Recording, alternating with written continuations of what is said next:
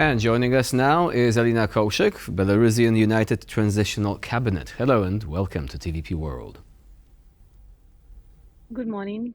My pleasure to be with you. So what is your opinion on these latest sanctions? Are they satisfactory? And also, do you think that they could have arrived earlier?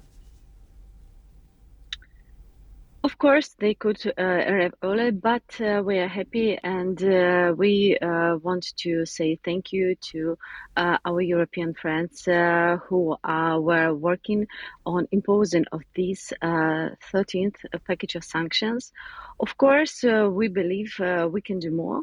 But this is the reality, and we know that it was the last call actually to make this package of sanctions possible, because it was the last day of Belgian presidency in European Union, and that makes possible signing these sanctions on these days, today or tomorrow, on EU summit.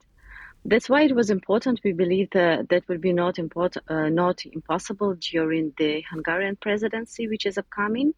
As for the whole sanction package, we believe this is very important. We were arguing for closing loopholes and coordinating sanctions on Russia and Belarus. But for us, as Belarusian Transition Cabinet, it was important not to have any other holes in this package, for example, about potash. And we are happy that there are no annexes on potash. We were working together with our colleagues from European Union to make this happen. And now, what are the potential economic and political impact on Belarus due to these sanctions? We know that sanctions are painful for dictators. They're painful for Putin. They're painful for Alexander Lukashenko. There are many signs that they're trying to get sanctions weaker. They are trying to have contacts with the European diplomacy, trying to argue that sanctions are not painful, but please stop it. That's why we believe that we really need to be more systematic on sanction politics. But the good example on sanction policy for the whole European Union can be personal statements, which in many issues are more concrete, more harsh for Belarusian dictator. That's why we believe that this is a good sign, this 14th package. But to be honest, we believe that Russia could compensate this, making possibilities for Alexander Lukashenko to earn some money due to contacts with China, for example, or India. But at the moment, we are really satisfied, and we believe and we will work already for the new package of sanctions. What are the areas which could still be covered by future sanctions? Because it does seem that agricultural products, for example, it's something that the European Union finds it difficult to give up. Another example, a couple of months ago, I went to a home improvement store, a Western store chain, basically, and there you have it on the shelf. There was a piece of woodworking equipment manufactured by a company known as Belsat, based in Belarus. So do you think that there are other areas which the European Union could still think about when it comes to exports originating from Belarus? Definitely, yes. We know that dictators are creative. They're using different ways to avoid the sanctions. They are labeling, marking different goods on like be produced not in Belarus or in Russia, but for example in Kazakhstan or Tajikistan, for example, to avoid sanctions, or registering other kind of entities here in European Union or in the other countries to avoid sanctions. What should be next? I'm not a big expert in sanctions, to be honest, but I believe we still need to do more on potash and maybe transportation sanctions. This is what would be really painful for Lukashenko.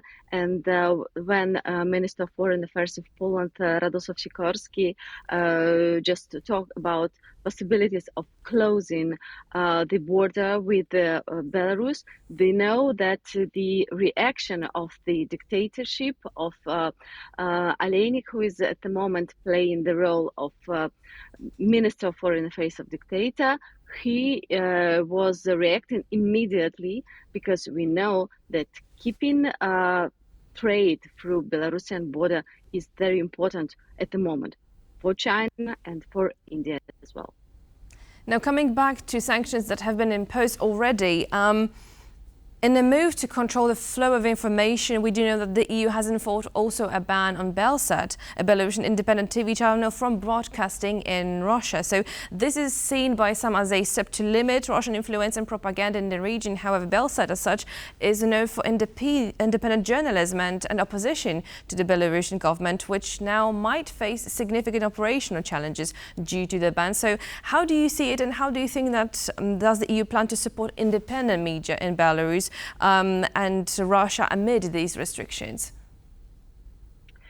Just yesterday, we've been back from Brussels, where we had a consultative group with the European Commission, and we were talking a lot about the situation of independent media and especially Belsat as well. We believe that free information is the most powerful weapon at the moment against dictatorship in Belarus. And why they are pointing directly in Belsat? Because Belsat is broadcasting also for Russia. We know that Belsat has What Tak brand, which is broadcasting for Russia, for Russian people, and which is quite popular among other media outlets which are working to Russian audience. We, as Transitional United Cabinet, make all the efforts to support Belarusian independent journalists. We are talking to politics. We are advocating more support because our media are working in extremely difficult situation. More of 30 Belarusian journalists at the moment are imprisoned, having very harsh sentenced for over 7, 8, 20 years in prison just for being journalists. Being journalists at the moment in Belarus is really dangerous, and but anyway, our media outlets are continue working from abroad, and we have really good turnout. Among those visitors are more than 70% of Belarusians from inside the country. That's why it is crucial support Belarusian media. Unfortunately, they cannot work as classical media at the moment. They cannot earn money from advertisement, for example. That is why support of our partners from European Union or from United States is crucial. And it's crucial to keep resistance of our media sector, especially before 2025. There we will face a new attempt of presidential elections from dictators.